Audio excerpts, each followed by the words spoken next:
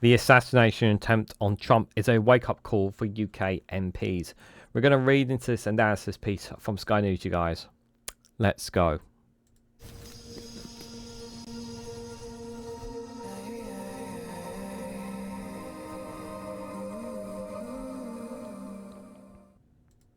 Good morning, good afternoon, good evening, wherever you are in the world. This is Reganelite here with an analysis piece here from Sky News with the headline that the assassination attempt on Donald Trump is a wake-up call for UK MPs. MPs in the UK may see the assassination attempt on Donald Trump as a wake-up call about their own safety and security. Guys, while you're here, make sure you hit the like button and share it across social media so others are notified of this video. So I will put a link in the description of my initial thoughts and reaction to the assassination attempt. I may regurgitate some of the things that I've said there here as well before I read into this piece. So obviously, first and foremost, as I said in that one, I absolutely condemn the absolute atrocity that anyone would try to assassinate Donald Trump, regardless of your whether you are left, right, centre, whatever your political ideologies or beliefs. Any kind of assassination or political assassination attempt is wrong in every way, shape or form. I understand, I've said this before and I've said this again, I understand how some people feel about him, but some people feel that he's also their best bet for a better America, even if we vehemently disagree on that. Some people generally believe that, guys, and it may not seem fair, it may not seem right, but that is what some people believe. Now, obviously, I talked in that video about how I feel that UK MPs, and I said this in there, then I think that that perhaps there should be security with MPs going forward, at least 1 or 2 security with them at all times. I'm not saying to take them away from the public, but I'm just saying from a precautionary standpoint to protect them. While it's highly unlikely that they would that MPs would be shot, or highly unlikely, it is still possible, but there is obviously the possibility of them being stabbed. We know what happened to the horrible murder of Joe Cox, and of course Sir Eamon Holmes as well, not too long ago. If I mispronounced his name, I do apologise. And I've covered obviously 1 or 2 other ones, political assassinations that have taken place.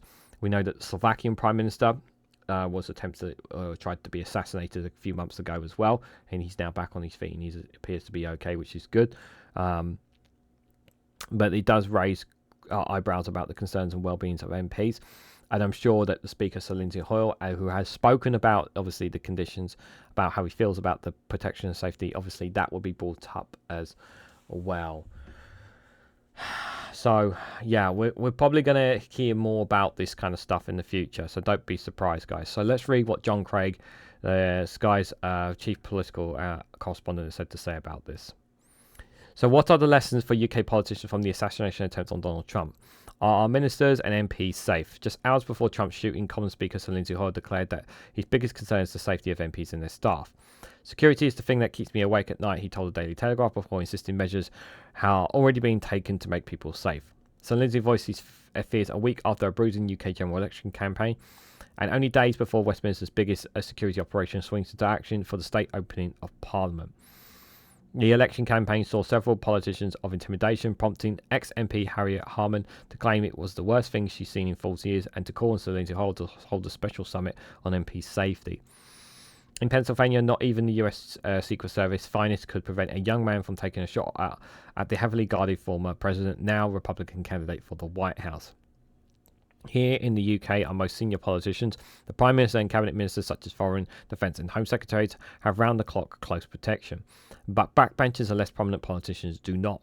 They're unprotected and extremely vulnerable, and there's no coincidence that the UK 2 politicians killed in recent years, Joe Cox and Sir David Amess, were backbenchers. Even prime ministers and party leaders who have close protection can be vulnerable. However, in recent years, Theresa May and Keir Starmer have been victims of potentially dangerous stunts during party conferences. Yes, we've had this one, obviously. You remember the P45 thing attached, given to Theresa May. While it's funny, it may seem funny, obviously, the fact that, you know, did raise their questions there. And obviously, a guy throwing glitter over Keir Starmer at his annual conference. These are funny stunts, but at the same time, it's like, are we going down a dangerous path here? And also, you have to remember as well, you know, whatever you think of Nigel Farage, yeah, he's had milkshake thrown at him. He says squash or whatever thrown at him as well, or drinks.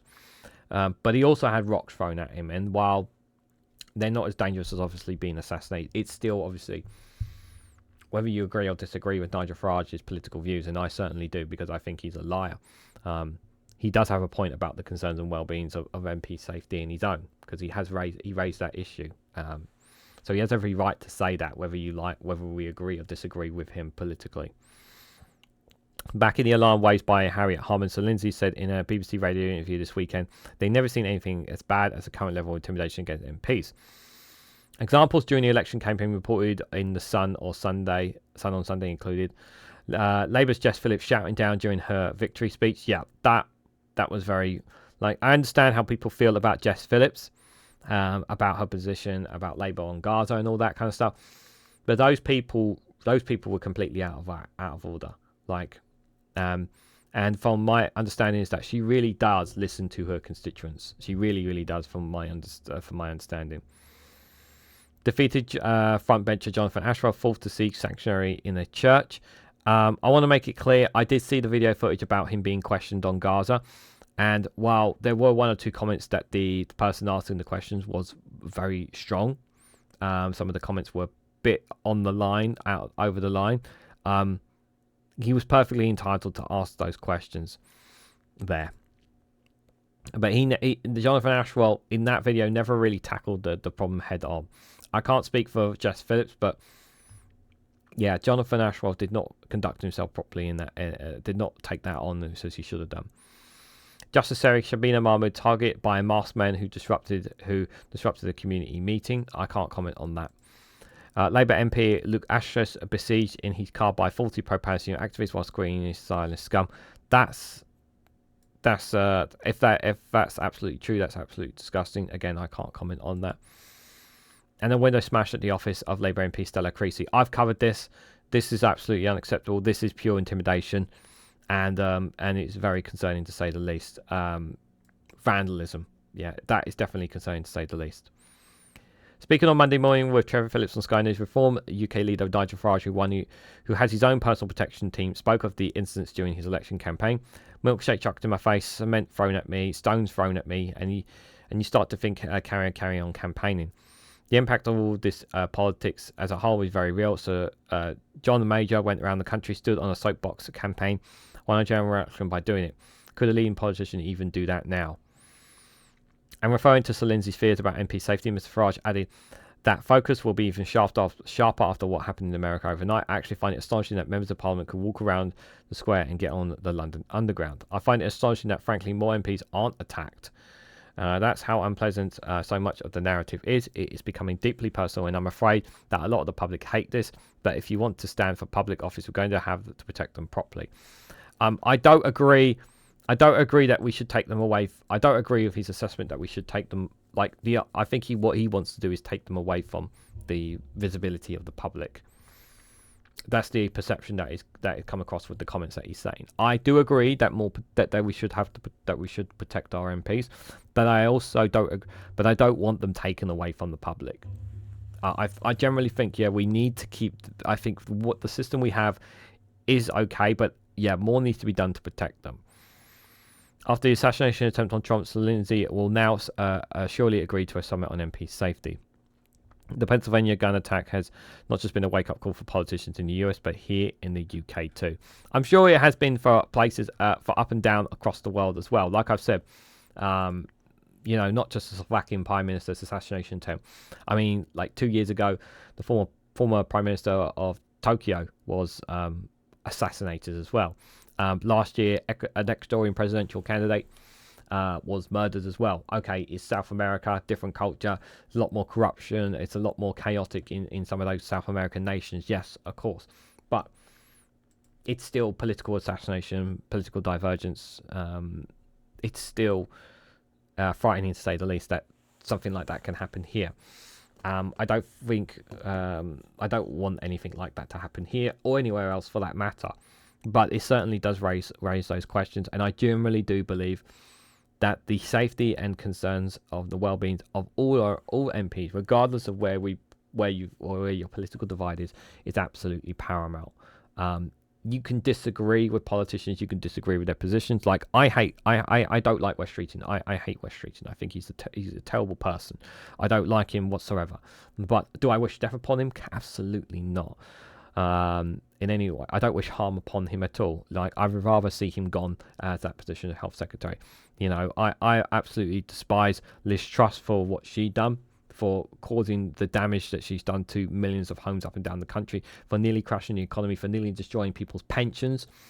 But do I wish death upon her? Absolutely not. Do I wish ill health on her? Absolutely not, because that goes against my morals. Even if some people in the comments think differently about it, because their lives have been destroyed by the actions of certain politicians. I get it. And you're perfectly entitled to feel anger and frustration over politicians who have, without a shadow of a doubt, had a severe impact in your life. But wishing death upon them, wishing ill health on them, is not a line I intend to cross. And I hope it's not a line that some of you intend to cross either. But what do you guys honestly think? What do you guys make about this situation?